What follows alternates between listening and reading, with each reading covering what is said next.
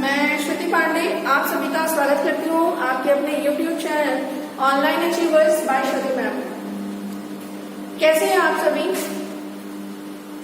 आप लोगों को जीएस में कल लेक्चर सीरीज मिल गई थी। हम लोगों ने सबसे पहले ब्रह्मांड को देखा था और हम लोगों ने ब्रह्मांड को देखा था और ब्रह्मांड के बाद में हम लोगों ने ब्रह्मांड की उत्पत्ति देखी थी और उत्पत्ति के बाद में हमने ये पढ़ा था कि ब्रह्मांड में कोई बहुत बड़ा पिंड रहा होगा जिसमें अचानक से एक विस्फोट हुआ होगा और इस विस्फोट को हम लोगों ने बिग बैंग सिद्धांत का नाम भी दिया था।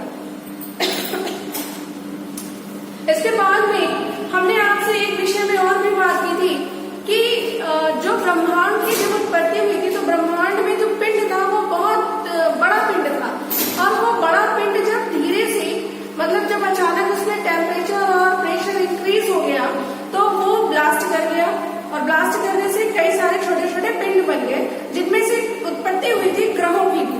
ठीक है, तो ग्रह जो था पृथ्वी भी हमारी ग्रह है तो पृथ्वी की उत्पत्ति भी लगभग 4.6 अरब वर्ष पूर्व ही मानी गई थी। हमने इसके बाद में पृथ्वी की उत्पत्ति कैसे हुई है ये आपको बता दिया था। इसके बाद में यहाँ पर मैं एक पॉइंट और बता दूंगी जो उसे नहीं पता था कि जब पृथ्वी की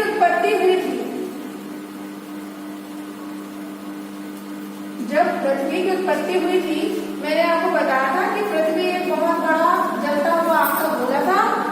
तब 4.6 अरब वर्ष पूर्व। ठीक है, और इसमें क्या था, इसके एटमॉस्फेयर में कार्बन था, हाइड्रोजन था, नाइट्रोजन था, ऑक्सीजन था, ये सारे तत्व विद्यमान थे। इन लोगों ने जब इसके इर्द गिर्द बहुत गर्मी रही, बहुत गर्म रहा तो धीरे धीरे वो कंबाइन करके क्या बनने लगे, वाटर मॉलिक्यूल्स बनने लगे जिससे आपके बादलों का निर्माण हुआ और बादलों ने लगातार बारिश की। तो बारिश कितने टाइम तक हुई थी मैंने ये भी आपको बताया था कि 0.6 अरब वर्ष तक लगातार वर्षा हुई। तो बच्चा आपसे यहाँ ये पूछा जाता है कि जो 0.6 अरब वर्ष का समय है ये जो टाइम पीरियड है इसे किस रूप में जाना जाता है, तो इसे कहते हैं जीवी महाकल। क्या कहते हैं? जीवी महाकल यानी कि ज़ोइक एरा कहते हैं।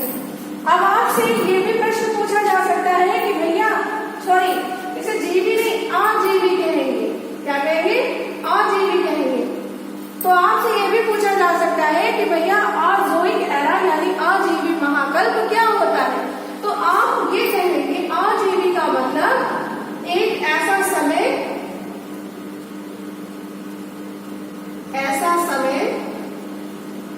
जिसमें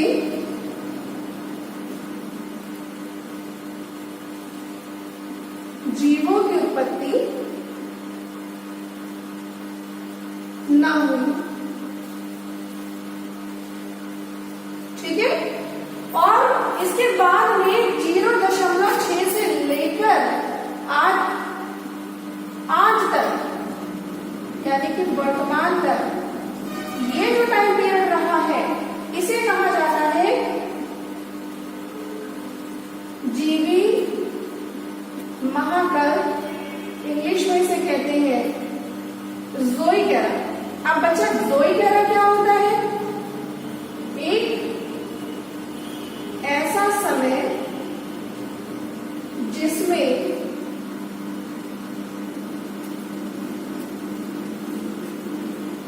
जीवों की उत्पत्ति हुई हो। ठीक है, तो ये पॉइंट उसमें रह गया था, इसको आप नोट डाउन कर लीजिएगा। और इसके बाद में मैंने आपको बोला था कि पृथ्वी को तो हमने देख लिया था, पृथ्वी को नहीं देखा था, पृथ्वी के उद्गम को देख लिया था, लेकिन आज हम लोग ग्रहों के विषय में चर्चा करेंगे। ठीक है, तो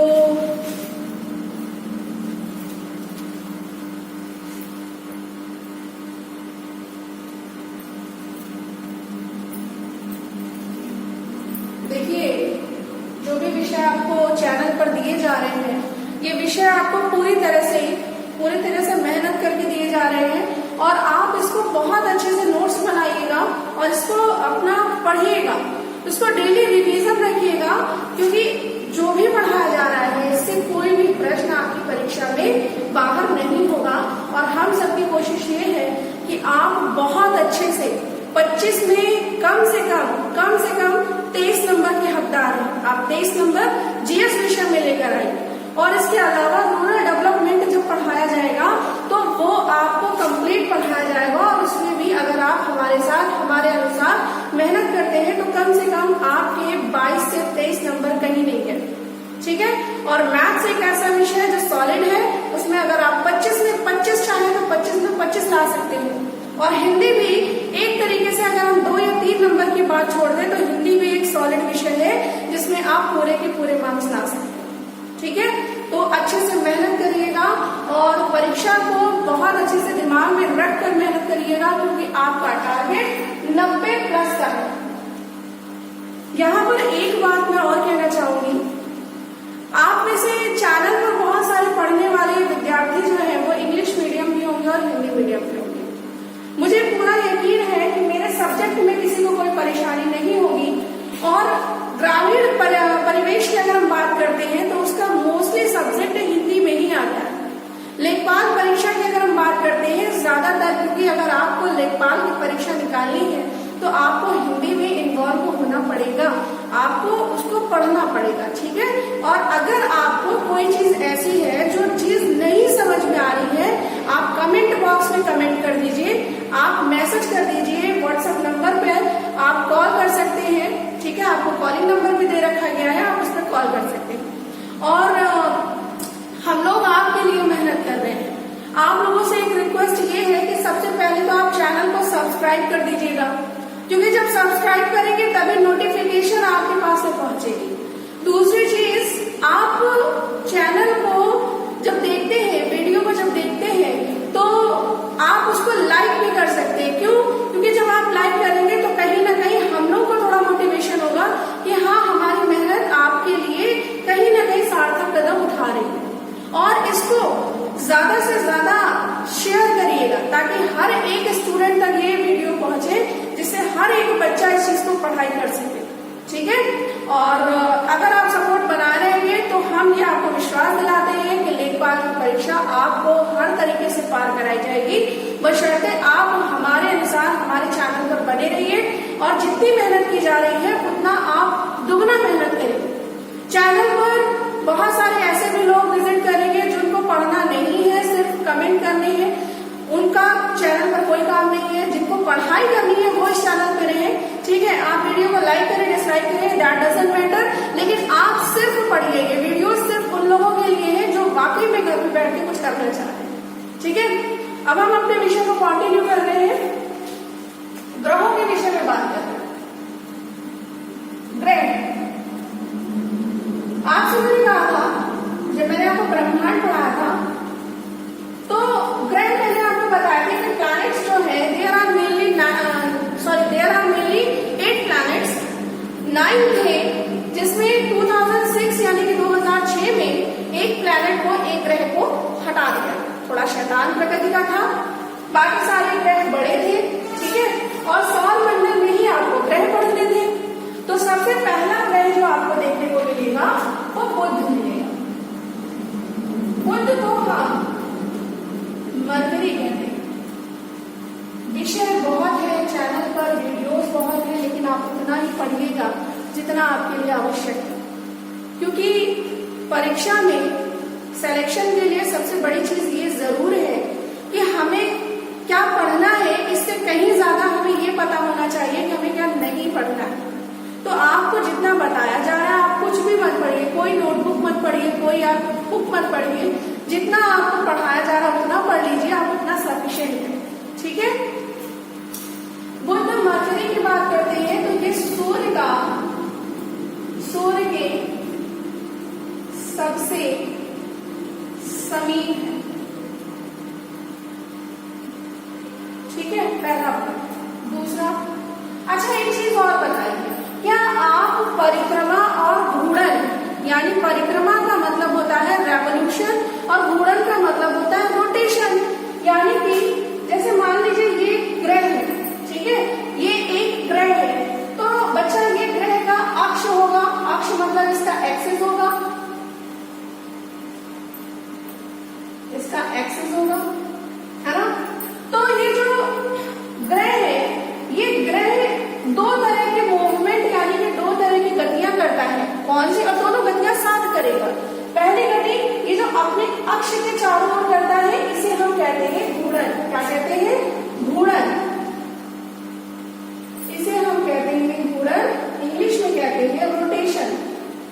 और जब ये सूर्य है ना, तो ये आपको मैंने बताया था कि ग्रह जो है ये सूर्य के चारों ओर चक्कर लगा रहे हैं, तो ये एक गति तो ये कर रहा है और दूसरी गति कॉन्टिन्यूअसली सूर्य के चारों ओर कर रहा है। तो जो गति सूर्य के चारों ओर करता है उसे हम कहते हैं परिक्रमा, इसे कहते हैं रेवोल्यूशन। बात समझ में आ गई आपको? आ गई ना? ठीक है। अब आपसे एक प्रश्न ये करता है कि भैया मरकरी जो है यानी बुध जो है कितने दिन में परिक्रमा करता है। अब मैं यहाँ पर परिक्रमा लिखूंगी, आपके दिमाग में तुरंत आ जाना चाहिए कि ये वो गति है जो सूर्य के चारों ओर की जाती है। कौन सी गति है? जो सूर्य के चारों ओर की जाती है। तो परिक्रमा कितने दिनों में कर लेता है ये? तो ये 88 दिनों में कर लेता है। क्या करता है? 88 दिनों में। तीसरा प्रश्न पूछता है कि उपग्रह क्या होता है। ठीक है, उपग्रह क्या होते हैं, कितने होते हैं इसके? तो देखिए इसका कोई उपग्रह नहीं है, इसका कोई भी उपग्रह नहीं है। चौथा इसमें प्रश्न पूछता है इसकी विशिष्टता क्या है, मतलब इसकी क्वालिटी क्या है। तो इसकी क्वालिटी है यहाँ पर चुंबकीय क्षेत्र का पाया जाना, चुंबकीय क्षेत्र का पाया जाना। ठीक है, चुंबकीय क्षेत्र यानी मैग्नेटिक फील्ड यहाँ पर बहुत हाई पाई जाती है। ठीक है, तो ये पहला ग्रह था आपका। इसके बाद में मेरे साथ साथ में आप लिखते चलिएगा, समझते चलिएगा, लिखते चलिएगा। दूसरा ग्रह आता है आपका शुक्र। शुक्र को हम वीनस कहते हैं। क्या कहते हैं? वीनस कहते हैं। अब इसे कुछ उपनाम यानी कुछ टैग्स दिए गए हैं, जैसे शुक्र को ही हम सांझ का तारा, इवनिंग स्टार, सांझ का तारा, इवनिंग स्टार, भोर का तारा, मॉर्निंग स्टार, सुंदरता की देवी,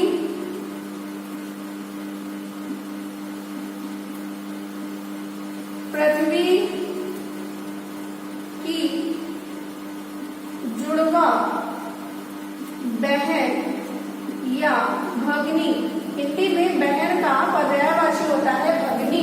ठीक है, तो पृथ्वी की जुड़वा बहन या भगनी, सांझ का तारा, भोर का तारा, सुंदरता की देवी, पृथ्वी की जुड़वा बहन या भगनी। ठीक है, इसके बाद में आपसे पूछता है दूसरा पॉइंट कि भैया ये परिक्रमा कितने दिन में करता है। तो आप कहेंगे कि ये परिक्रमा करता है 225 दिनों में। कितने दिनों में करता है? 225 दिनों में। तीसरा प्रश्न, शुक्र के उपग्रह, शुक्र के उपग्रह कितने हैं? तो आप कहेंगे इसका कोई उपग्रह नहीं है। आपके सौर मंडल में केवल 2 ग्रह ऐसे हैं।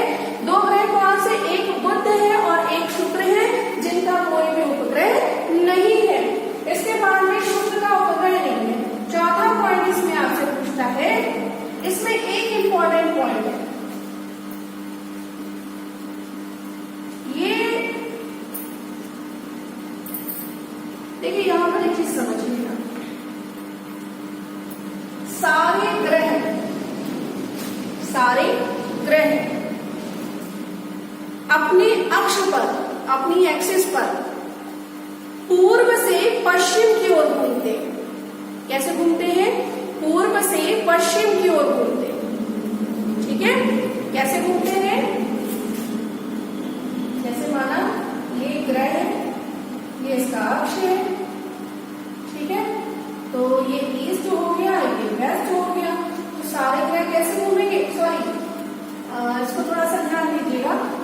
मैं थोड़ा सा उल्टा बोल गई कि जो सारे ग्रह हैं, सारे ग्रह मतलब आपके शुक्र और अरुण को छोड़कर सारे ग्रह आपके पश्चिम से पूर्व की ओर रोटेशन करते हैं। जैसे ये मार्कर है, मान लीजिए ये ग्रह है, तो ये इधर भी मूवमेंट करेगा, ये इधर की ओर घूमेगा, ठीक है।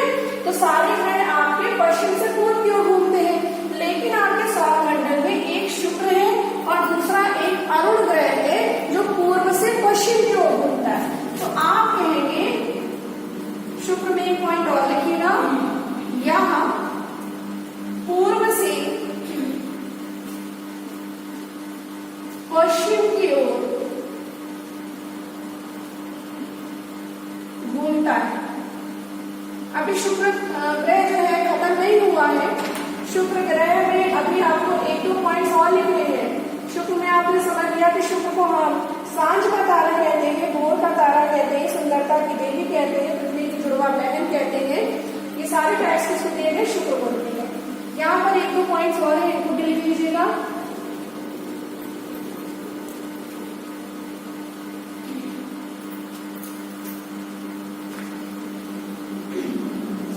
पांचवा पॉइंट है सबसे गर्म ग्रह। आपको ताज्जुब होगा, सबसे गर्म ग्रह, ताज्जुब आपको ये होगा कि भैया सूर्य के पास तो बुध है, लेकिन गर्म ये क्यों है? हाँ बिल्कुल सही है, सूर्य के पास तो बुध है, लेकिन गर्म सबसे पूछा जाएगा ग्रह कौन सा है? आप कहेंगे शुक्र है। क्यों है? आप समझिएगा। शुक्र जो है इस पर सबसे ज्यादा ज्वालामुखी पाया जाता है, सबसे ज्यादा ज्वालामुखी पाए जाते हैं। क्या पाए जाते हैं? ज्वालामुखी पाए जाते हैं, ठीक है। और जो ज्वालामुखी परसेंट है तो इस पर 97% कार्बन डाइऑक्साइड पाई जाती है। क्या पाई जाती है? 97% कार्बन डाइऑक्साइड। आप एक अनुमान ये लगा सकते हैं कि हमारी जो पृथ्वी है, पृथ्वी पर CO2 का परसेंटेज अभी 0.03% है, मतलब कंप्लीटली 8% भी नहीं है। आप यहाँ देखिए ये 97% है। यदि आप इन दोनों में कंपैरिजन करिए तो आपको समझ में आएगा कि पृथ्वी इतने में इतनी गर्म हो रही है, तो सोचिए यहाँ तो 97% है, ठीक है। तो 97% CO2 पाई जाती है, इसीलिए इसको सबसे गर्म ग्रह कहते हैं। और इसी के कारण शुक्र को एक नाम और दिया गया है, इसे प्रेशर कुकर ग्रह भी कहते हैं।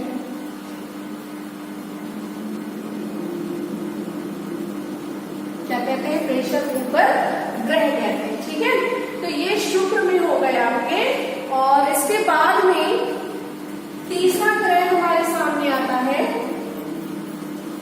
इसके बाद में तीसरा ग्रह आएगा हमारे सामने पृथ्वी।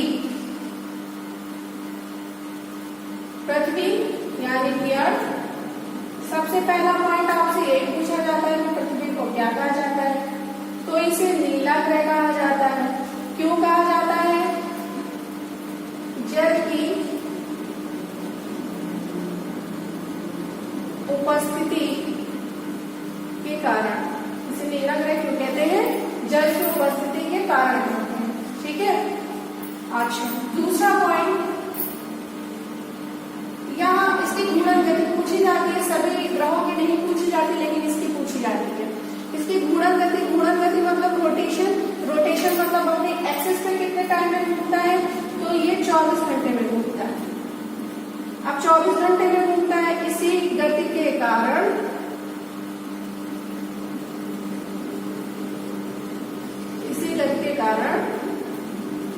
पृथ्वी पर दिन और रात होते हैं। क्या होते हैं? दिन और रात होते हैं, ठीक है। तीसरा पॉइंट, पृथ्वी अपने अक्ष पर 23.5 डिग्री झुकी है। पृथ्वी अपने अक्ष पर 23.5 डिग्री झुकी है, ठीक है। आपको पता होगा, आपने कभी ग्लोब देखा होगा। ग्लोब देखा है ना, कभी सीधे नहीं होता, हमेशा ग्लोब तिरछा होता है। तो पृथ्वी अपने अक्ष पर कितनी चुकी है, 23.5 डिग्री चुकी है।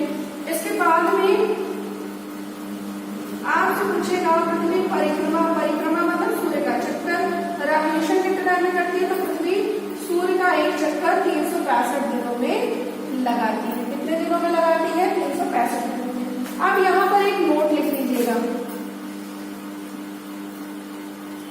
अक्षीय झुकाव मतलब ये जो टिल्टेशन है एक्सियल इसका अक्षीय झुकाव व परिक्रमा के कारण पृथ्वी पर ऋतु परिवर्तन मतलब सीजन चेंज होता है।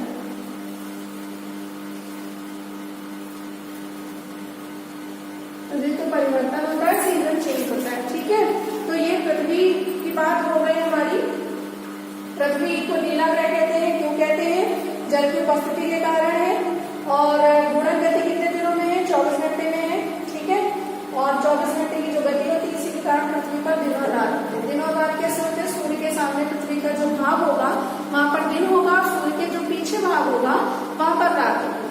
और इसके बाद पृथ्वी अपने अक्ष पर 23.5 डिग्री झुकी हुई है और पृथ्वी परिक्रमा कितने दिनों में करती है, 365 दिनों में। इन दोनों के कारण क्या होता है, अक्षीय झुकाव मतलब एक्सियल टिल्टेशन जो है, और परिक्रमा रेवोल्यूशन के कारण पृथ्वी पर ऋतु परिवर्तन होता है। बात समझ में आ गई। अब चलते हैं हम चौथे ग्रह की तरफ। चौथे ग्रह हमारा चौथा ग्रह है मार्स, मंगल। मंगल मार्स कहते हैं। ठीक, मार्स को सबसे पहले लाल ग्रह कहते हैं, रेड प्लैनेट कहते हैं। क्यों कहते हैं, तो आयरन ऑक्साइड की अधिकता के कारण।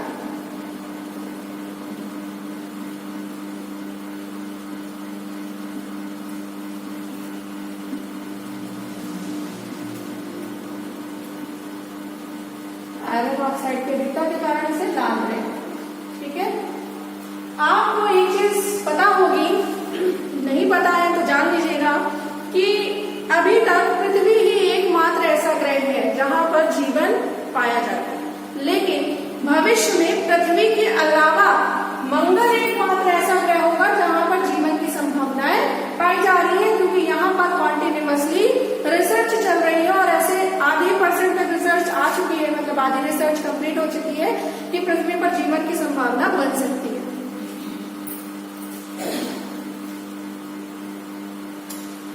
दूसरा यहाँ पर समझिएगा,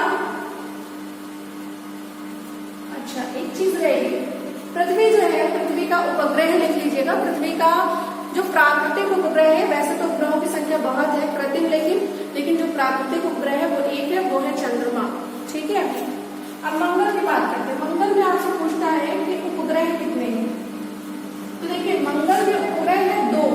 कितने हैं, 2। एक का नाम है फोबोस और एक का नाम है डिमोस। क्या नाम है, फोबोस और एक का नाम है डिमोस। इसके बाद में मंगल पर एक पर्वत पाया जाता है जिसे हम कहते हैं, ज्वालामुखी पर्वत है जिसे हम कहते हैं निक्स ओलंपिया। निक्स ओलंपिया नामक ज्वालामुखी पर्वत पाया जाता है जो माउंट एवरेस्ट का 3 गुना ऊंचा है। बात समझ में आ गई। निक्स ओलंपिया नामक एक ज्वालामुखी पर्वत पाया जाता है जो कि माउंट एवरेस्ट का 3 गुना ऊंचा है। ये जितने भी पॉइंट्स मैं लिख रही हूँ सारे के सारे आपकी परीक्षा में पूछे जा चुके हैं। इसके बाद में आपसे एक पॉइंट और पूछा जाता है कि मंगल सूर्य के चक्कर कितने दिनों में लगा लेता है, तो इसका एक ध्यान रखिएगा। इसका एक पॉइंट कि मंगल जो है सूर्य की परिक्रमा 686 डेज में कंप्लीट करता है। परिक्रमा कितने दिनों में लगाता है, 686 दिनों में लगाता है। कितने दिनों में लगाता है, 686 दिन। अब आपका ये चौथा ग्रह भी कंप्लीट हो गया। इसके बाद में हम लोग चलते हैं बृहस्पति की ओर। किसकी ओर? बृहस्पति की ओर।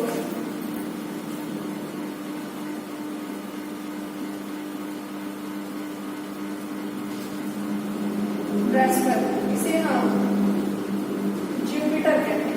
एक चीज समझिएगा, पहला पॉइंट तो यही है कि ये सबसे बड़ा ग्रह है। क्लासेस आपको रिकॉर्डेड जरूर मिल रही है, लेकिन आप कहीं से भी ये नहीं फील कर सकते हैं कि क्लास ऑफलाइन की तरह नहीं मिल रही है। आपको सारी वो चीजें पढ़ाई जा रही है जो ऑफलाइन बैचेस में पढ़ाई जाती है। तो सबसे बड़ा ग्रह कौन सा है? जुपिटर है। दूसरा, ये सूर्य का चक्कर यानी परिक्रमा कितने दिनों में कंप्लीट करता है? तो ये 11 वर्षों में कंप्लीट करता है, यानी 11 ईयर्स में परिक्रमा कंप्लीट करता है। फिर तीसरा पॉइंट पूछा जाता है उपग्रह कितने इसके? तो इसके उपग्रह एक चीज ध्यान रखिएगा, इसके 2 डेटा आपको मिलेंगे। एक 63 भी कुछ बुक्स में देखने को मिलेगा, एक 67 भी कुछ बुक्स में मिलेगा। आप इस चीज को ध्यान रखिएगा कि अगर आपको परीक्षा में ये दोनों ऑप्शन मिल जाते हैं, अगर परीक्षा में आपको ये दोनों ऑप्शन मिल जाते हैं, आप 67 टिक करेंगे। अगर आपको परीक्षा में केवल 63 मिलता है यानी 63 मिलता है तो आप 63 टिक करेंगे।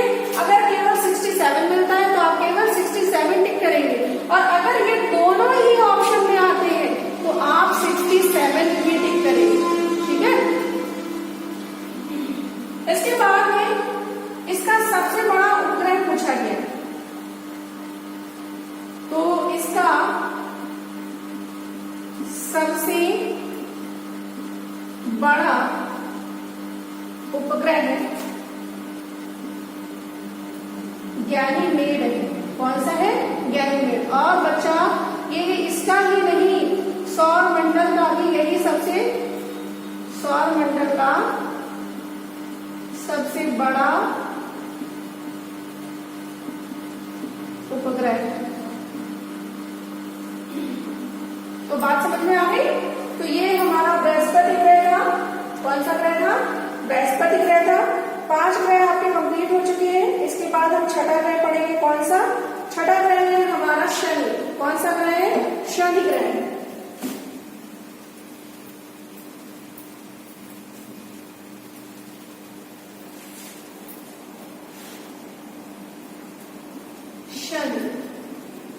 शनि को हम सैटर्न कहते हैं। क्या कहते हैं? सैटर्न कहते हैं। इसे सबसे पहले तो समझिएगा, इसे छल्लेदार ग्रह कहा जाता है, मतलब इसके चारों साइड रिंग पाई जाती है।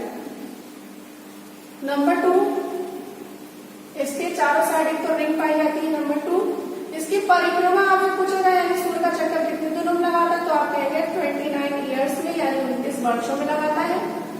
इसके उपग्रहों की संख्या पूछेंगे तो इसके उपग्रहों की संख्या है 62 यानी कि 62। और इन 62 में इसका सबसे बड़ा उपग्रह है टाइटन। कौन सा है? टाइटन इसका सबसे बड़ा उपग्रह है।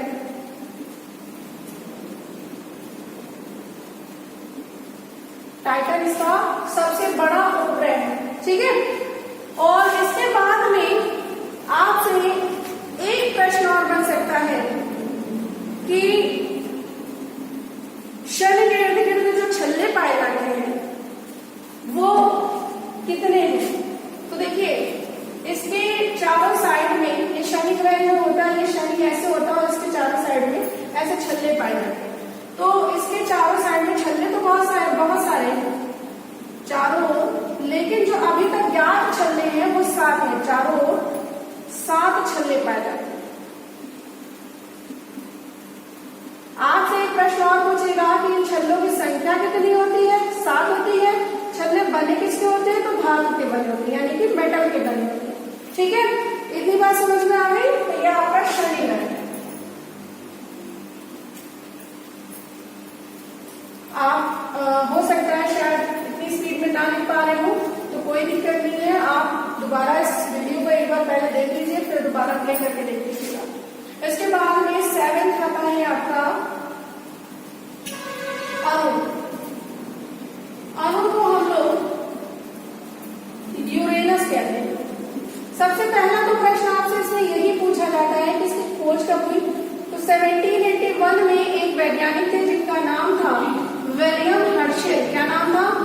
विलियम हर्शल नाम था, इन्होंने इसकी खोज की थी। अरुण अपने अक्ष पर यानी अपनी एक्सिस पर 98% झुका हुआ है। कितना परसेंट? 98% झुका है। तो जब ये इतना परसेंट झुका है तो हमें ये फील होता है कि ये महाशय लेटे हैं। कैसे हैं? लेटे हैं। इसी कारण इसे लेटा ग्रह कहते हैं। क्या कहते हैं? लेटा ग्रह कहते हैं। ठीक है, तो इतनी बात समझ में आ गई आपको कि इसे क्या कहते हैं? लेटा हुआ ग्रह कहते हैं। इसके बाद में फिर आपसे पूछा जाता है कि ये परिक्रमा कितने दिनों में कंप्लीट करता है? तो ये परिक्रमा करता है 84 वर्षों में, यानी 84 ईयर्स में। ठीक, फिर इसके बाद पूछता है कि भैया इसके उपग्रहों की संख्या कितनी है? तो इसके उपग्रहों की संख्या 27 है। कितनी है? 27 है। इसके बाद में लास्ट पॉइंट इसमें पूछता है कि अरुण जो है, अरुण ये भी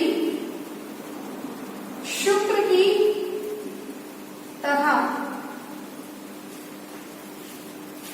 पूर्व से पश्चिम की ओर चक्कर लगाता है।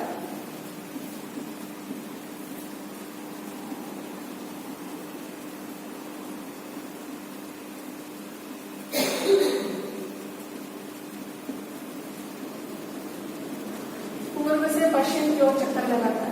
ठीक है, इतनी बात समझ में आ गई। और इसमें एक चीज और ध्यान रखिएगा, इसमें इसे ग्रीन प्लैनेट भी कहते हैं, हरा ग्रह कहते हैं। क्यों कहते हैं? तो due to the presence of methane यानी CH4 के कारण, CH4 इसके इर्द गिर्द प्रेजेंट होती है, इसी के कारण ये हरा दिखाई देता है। इसलिए हम लोग अरुण को क्या कहते हैं? हरा कहते हैं। ठीक है, अब इसके बाद में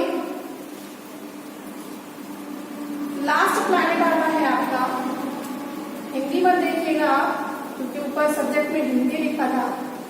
आप जीएस पढ़ रहे हैं, आप टेंशन नहीं लीजिएगा। ठीक है, 8वां प्लैनेट आता है आपका वरुण। वरुण को हम कहते हैं नेपच्यून।